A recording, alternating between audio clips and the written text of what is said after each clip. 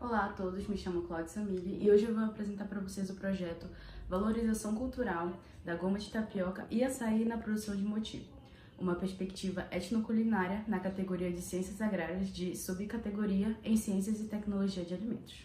A ideia desse trabalho surgiu a partir de uma experiência pessoal em uma viagem a São Paulo, mais especificamente no bairro Liberdade, que ao provar o moti tradicional japonês, um doce feito de arroz glutinoso, que simboliza prosperidade e união. Uma das autoras do nosso projeto percebeu que o gosto e a textura do moti tradicional possuía bastante semelhança à nossa tradicional goma de tapioca.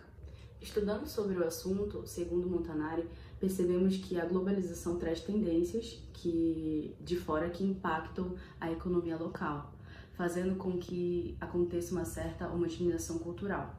Por outro lado, o açaí e a tapioca são a base da identidade do norte do Brasil, mas acabam perdendo o seu potencial de consumo devido a essa homogeneização cultural. Pensando nisso, por que não unir essas duas culturas? A importância desse trabalho está justamente aí.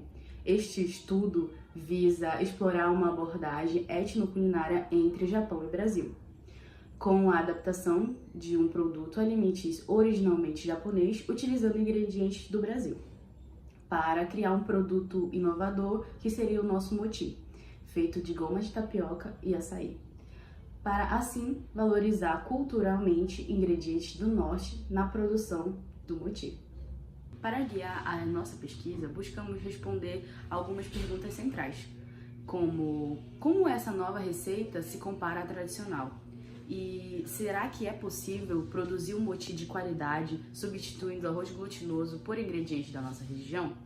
Portanto, o objetivo deste trabalho foi desenvolver um moti de açaí utilizando a goma de tapioca e a farinha de arroz, como uma alternativa tecnológica.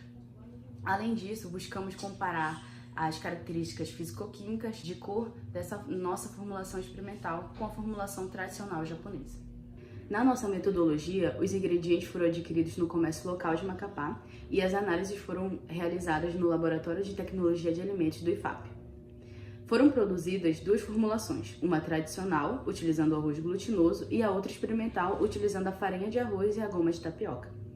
As massas de cada formulação foram caracterizadas através de análises físico-químicas de umidade em estufa a 105 graus Celsius, cinzas em mufla a 550 graus Celsius, acidez por titulação, pH em pHmetro e lipídios pelo método de Softland, conforme os procedimentos descritos pelo Instituto Adolfo Lutz. E também foi realizada a determinação por infravermelho.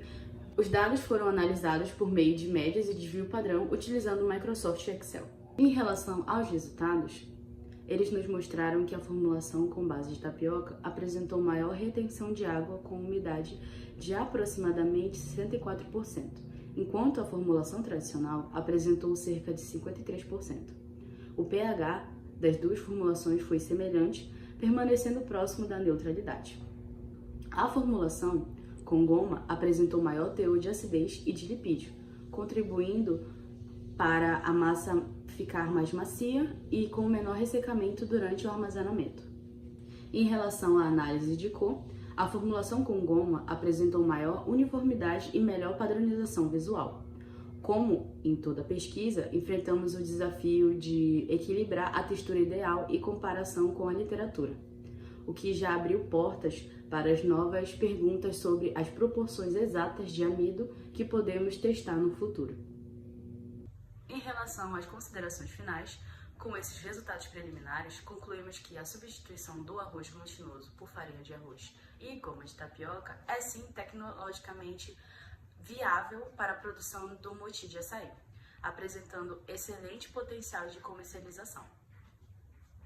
Para os próximos passos, sugerimos que o ajuste fino das proporções de amido para aproximar ainda mais a textura do doce tradicional. Gostaria de deixar o meu agradecimento à nossa professora orientadora Marília Cavalcante, ao Instituto Federal do Amapá, o IFAP, e a todos aqueles que contribuíram para que esse trabalho fosse possível tornar-se realidade. Muito obrigada a todos.